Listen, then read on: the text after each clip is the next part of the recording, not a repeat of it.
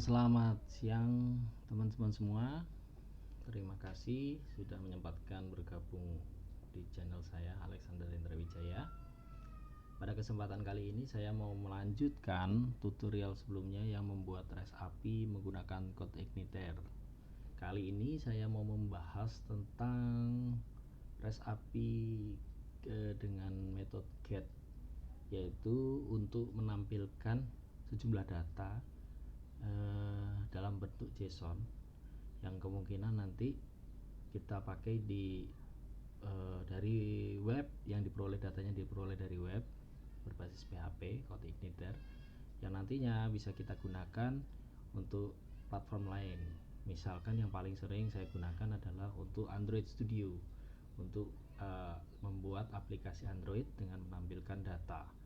Nah, di sini nanti kita dapat dari database, kita menggunakan kode igniter, kita buat res api-nya, datanya berbentuk JSON, kemudian akan dikirimkan ke Android Studio, ditangkap dan ditampilkan. Kurang lebih seperti itu. Tapi ini bahasannya saat ini kita lebih fokus ke kode igniternya dulu. Lain waktu akan saya buat untuk Android Studio-nya nampilin datanya. Nah, saat ini kita fokus ke kode igniter. Baik. Nah, kurang lebih nanti akan menampilkan data itu seperti ini. Jadi ketika ada URL dieksekusi dengan metode get, dia akan menampilkan JSON seperti ini. Nah, JSON inilah yang nanti data ini adalah key dan value. Key dan value ini nanti akan ditangkap di dalam sebuah variabel, kemudian ditata di Android Studio, ditampilkan. Kurang lebih seperti itu. Tapi setidaknya ini kita coba membuat ini dulu, res api-nya dulu. Baik, sebelumnya di video sebelumnya saya sudah membuat sebuah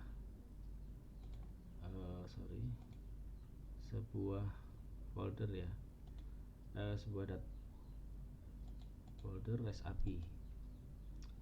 Itu waktu itu masih default. Cara installnya gimana? Nah, kali ini saya akan mencoba untuk mengambil data, membuat data, mengambilnya dan menampilkannya dalam bentuk res api. Baik, yang perlu teman-teman persiapkan sebelumnya adalah tentunya sebuah aplikasi Postman. Aplikasi ini tujuannya untuk mengetes res api. Aplikasi ini gratis ya, bisa teman-teman download, kemudian buat akun, create, kemudian login di aplikasi. Nanti tampilannya ya seperti ini yang saya tunjukkan sebelumnya tadi. Ini untuk mengetes. Nah, kalau get kan metode get itu kan bisa kita tulis aja di browser seperti ini ya, gitu. Nah, akan tampil seperti ini kan, get, tapi tidak untuk post, update dan patch ya. Itu tidak bisa langsung ditulis seperti ini, nanti dia error karena dia harus melewatkan sebuah parameter di sini atau di sini. Jadi dia harus melewatkan sebuah parameter, makanya kita gunakan Postman. Jadi teman-teman biasakan dengan Postman. Tinggal gampang kok caranya. Tinggal tambah plus gini, masukkan metodenya apa, kemudian URL API-nya yang mau dites apa. Jika ada parameternya dilewatkan, klik aja body. Biasanya kalau Android Studio itu res API-nya, kalau saya pakai ini URL encode gitu. Nah, terus yang kita persiapkan selanjutnya adalah tentunya kita harus melakukan pengaturan di kode igniter yang sebelumnya, pada tutorial sebelumnya sudah kita install res api-nya. Nah, yang pertama kita harus memanggil library database-nya dulu. Kita kan mau menggunakan database. Di sini kita gunakan bagian config autoload ya, config autoload, kemudian pilih libraries, masukkan database librariesnya. Kemudian ini pengaturan umum lah ya untuk kode igniter. Masukkan juga ini biar semuanya nanti kedepannya kita bisa buat nggak usah form biasanya sih. Kalau saya biasanya pakai untuk bikin webnya sekalian pakai ini, tapi kalau ini nggak usah ya. helpernya, bawaan dari CodeIgniter. Itu pengaturan umum lah di CodeIgniter teman-teman. Kalau udah terbiasa dengan itu pasti pengaturannya ke sini dulu. Nah, kalau sudah kita ke pengaturan selanjutnya yaitu database. Nah, di sini saya sudah membuat database dengan nama REST API. Kemudian datanya berupa tabel user, isinya seperti ini. Nah, ini saya mau tampilkan nanti. Nah, datanya seperti ini, teman-teman bisa buat sendiri ya. Username varchar 50, password 255, email 100, status dan sebagainya. Teman-teman bisa kombinasi sendiri. Nah, ini contoh sederhana nanti saya tampilkan. Nah, untuk pengaturan di CodeIgniter-nya untuk menghubungkan dengan database, maka teman-teman harus masuk ke config database. Kalau di SAM itu username-nya biasanya root, passwordnya kosong. Nah, nama database-nya apa? Karena saya tadi menggunakan nama database REST API, maka di sini pun saya masukkan REST API. Oke, config database sudah selesai. Selanjutnya kita tes ada error apa enggak ya. Nah, udah nggak ada kan. Nah, oke, selanjutnya kita mau nampilin database itu dengan metode get ya. Nah, sebelumnya kita sudah buat controller namanya API. Artinya apa? URL ini namanya endpoint ya, endpoint. URL ini kan namanya API gini. Dia cuma API gini doang. Tapi teman-teman bisa menggunakan endpoint ujungnya ini dengan metode apa? Misalkan untuk nambah data login, kemudian atau misalkan yang paling umum mahasiswa gitu ya, mahasiswa atau user atau apa, teman-teman bisa daftar, bisa login, bisa update, bisa delete, kurang lebih seperti itu. Nah, kan ini nggak berubah nih mahasiswanya, kontrolnya nggak berubah. Baik, bisa lanjutkan ya. Nah, sebelumnya kan kita membuat seperti ini ya kan.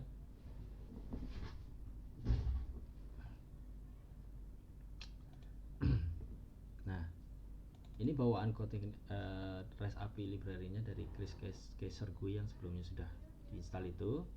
Nah, kita coba explore lebih lanjut dengan metode get. Caranya gimana? Nah, kita hapus dulu ini. Kita hapus ya yang sebelumnya biar gampang. Nah, kita buat dulu sebuah model, namanya misalkan model API PHP. Ingat ya, model itu huruf besar ya yang di depannya. Nah, terus kita copy aja. Saya copy ya, saya nggak hafal juga. Nah,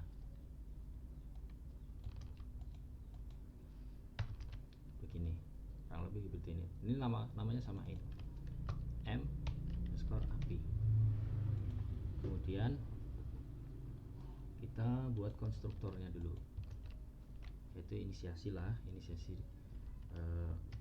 di kelasnya ini apa yang harus dieksekusi pertama kali, dicari dulu di konstruktor, baru kalau sudah baru ke kelasnya ke metodenya masing-masing dari kelas ini.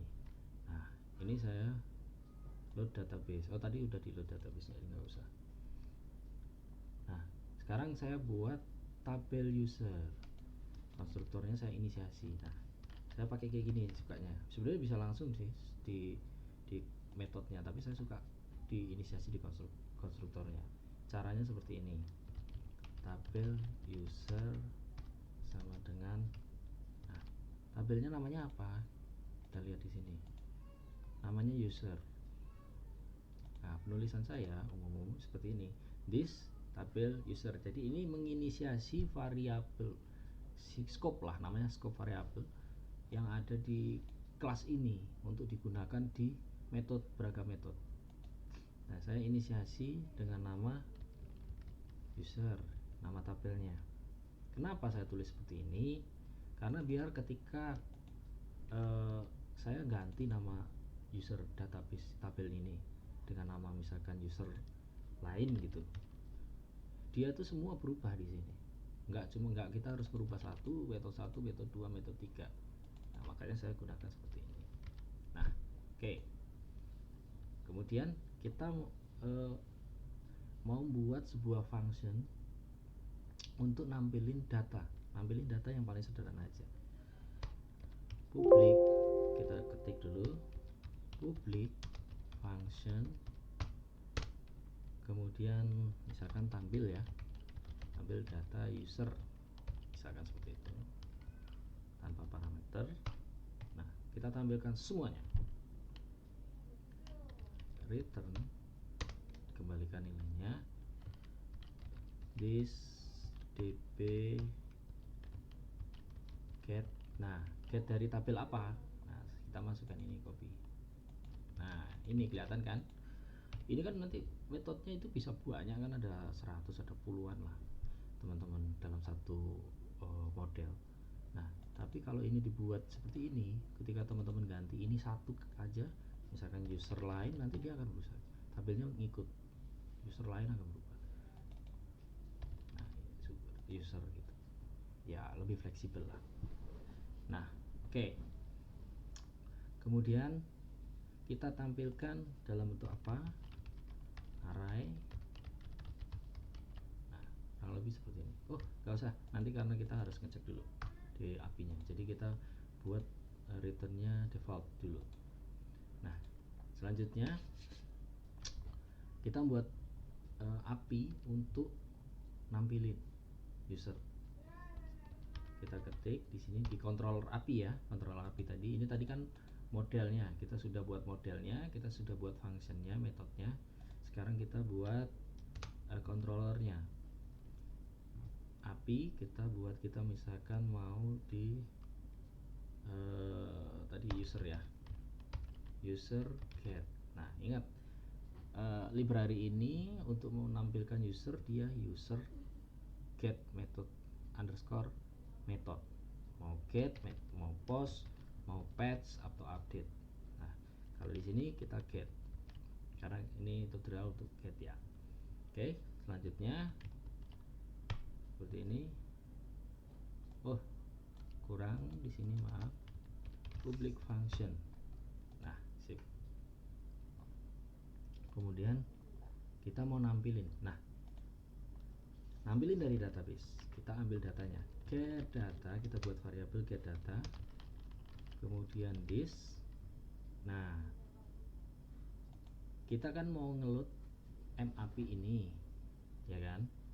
Nah, otomatis kita load di sini nih, konstruktornya di sini. Nah, caranya gimana?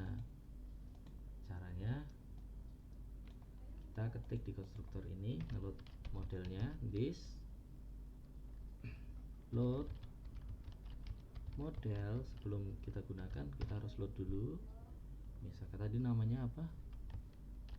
M underscore. Kalau saya lebih suka ini, ngikutin besar kecilnya map, padahal nggak apa-apa sih, tapi kalau di pernah kasus di Linux ketika di upload di hosting dia error, makanya saya ngikutin apa adanya besar kecilnya ya, sensitif. Tapi di Windows sebenarnya jalan. Oke, lanjut ya, termasuk. Kemudian kita kasih nama inisialnya biar mempermudah penggunaannya, kita kasih nama API. Kita load model API yang tadi sudah kita buat modelnya, kemudian kita beri nama dia API biar mudah. Nah, kita gunakan di sini API. Kemudian kita load functionnya tadi yang sudah kita buat. Nah, sudah. Nah, oke, sudah berhasil kan kita ngeload data, disimpan dalam sini. Kalau di ini namanya kumpulan datanya sudah ada di get data. Nah, terus kita mau cek dulu berhasil nggak ini kita ngeloadnya. Kita buat seperti ini, get data num rows. Nah, artinya apa? Data ini ada nggak gitu. Kalau ada atau tidak sama dengan 0, maka kita akan tampilkan respon data berupa data kan. Nah, jika nggak ada, pastikan kita tampilkan respon gagal. Tampilkan respon gagal kan. Nah, seperti ini. Nah, cara penulisannya gimana? Kita urusin yang respon gagal dulu. This response dalam kurung array buat misalkan status. Saya seringnya nulis gini, ada statusnya buat saya ngotak-atik di Android ya. Nanti ini basing ya, ini terserah teman-teman ya. Kalau saya tulis file gitu, sebenarnya nggak perlu juga sih. Resultnya ini biasanya berisi tentang datanya nanti kalau berhasil tuh. Nah, tapi karena ini kosong ya, saya buat kosong aja. Nah, kemudian message, pesannya apa? Gagal memperoleh data misalkan seperti itu. Nah, selanjutnya di sini koma, kasih respon code-nya 404. Koma. Nah, seperti ini. Oh, ini titik ya. Nah, kurang lebih seperti ini. Nah, ini merah ini karena dia diklik aja ini. Ini karena saya pakai PHP Storm. Nah, ini ada petunjuknya. Dia enak nih pakai PHP Storm, teman-teman. Udah saya kasih tutorialnya caranya dapetin PHP Storm gratis ya. Nah, kalau di sini nih kita dibuat serapi mungkin kodenya. Nah, makanya dia harus ditambahin gini biar public access modifiernya. Nah, bagus kan, udah bagus seperti ini. Nah, ini untuk PHP Storm dibuat baku dia ngodingnya seperti kita ngoding Android Studio. Jadi enaknya di PHP Storm itu ada kayak gini pemberitahuan caranya kayak mana beresinnya. Tapi nggak semuanya harus kita buat hijau ya, biarin aja. Kalau warning kayak gini nggak, biarin aja. Nah, kemudian ini saat ini kita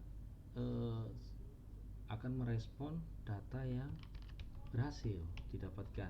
Caranya gimana? Sama penulisannya. Sebentar, sebelumnya kita harus siapkan datanya dulu. Datanya kita simpan dalam variabel data. Nah, tentunya kita kasih pesan status, misalkan sukses. Ini terserah ya, mau berhasil mau sukses, ini terserah. Ini saya aja. Nah, poinnya di sini, datanya disimpan di result. Ini bentuknya array ya, dalam resultnya array. Nah, cara masukin datanya kayak mana? Dari ini tadi kita udah dapat data dari sini kan, cuma kan formatnya masih istilahnya bisa kita rubah-rubah. Kayak ini nom rows, kemudian kita rubah kalau di sini kita jadiin dia array. Get data result array. Ini teman-teman bisa pelajarin tentang MySQL ya. Kalau di sini kan tentang CodeIgniter, sebenarnya MySQL ini fungsinya. Nah, kemudian masukkan ke sini pesannya, data berhasil didapatkan. Nah, kurang lebih seperti itu. Kemudian kita masukkan ke responnya. This response. Nah, formatnya itu data, status. Nah, kalau berhasil kan 200. Nah, datanya apa? Data. Nah, seperti ini. Kita punya API dengan metode get function user, kita nanti panggil, dia akan mengambil data melalui controller map dengan fungsinya ambil data user, dimana dia ngambil dari tabel user, disimpan di get data. Nah, kalau di Laravel namanya collection. Nah, di sini kita mau merubah datanya kayak mana formatnya. Numro dicek ada nggak datanya. Jika ada, maka tentunya datanya ditampilkan dengan result array, di format menjadi result array, dimasukkan ke variabel result. Nah, kemudian dimasukkan ke dalam respon. Ini format ini, this respon isi datanya yang berisi pesan, status, bentuk JSON. Ini nanti statusnya 200. Ini adalah bawaan dari library Chris Catchers GUI. Nah, seperti itu. Sederhana, cuma seperti ini. Nah, sekarang kita uji. Tadi ada di REST API localhost get ya metodenya, jangan lupa REST API. Nah, controllernya apa? Controllernya API. Kemudian metodenya apa? Ini ingat, nggak usah ditulis user get, tapi cuma user aja. Nah, karena dia bukan post, maka dia tidak perlu melewatkan parameter apapun. Kita cek. Nah, seperti ini tampilkan. Nah, langsung kita eksekusi, kita cek, tampil seperti ini. Review seperti ini. Nah, data ini teman-teman bisa dapatkan, bisa susun di Android Studio dan seterusnya. Ini saya tampilkan semua. Kalau misalkan nggak mau nampilin password, ya bisa aja di modelnya teman-teman ubah seperti ini. Kalau misalkan teman-teman cuma mau nampilin data-data tertentu, misalkan this db select, misalkan teman mau nampilin data username saja, username. Nah, kita uji di sini. Nah, username saja, disimpan di variabel result, di key namanya result. Isinya ada username dengan value Alexis Dev. Jika mau ditambahin bisa, misalkan password misalkan. Nah, bisa kan, seperti itu, seperti ini. Ini dengan metode get dan seterusnya. Nah, kalau saya lebih seneng ini seperti ini ya format penulisannya. Misalkan this select user, saya lebih senang seperti ini. Array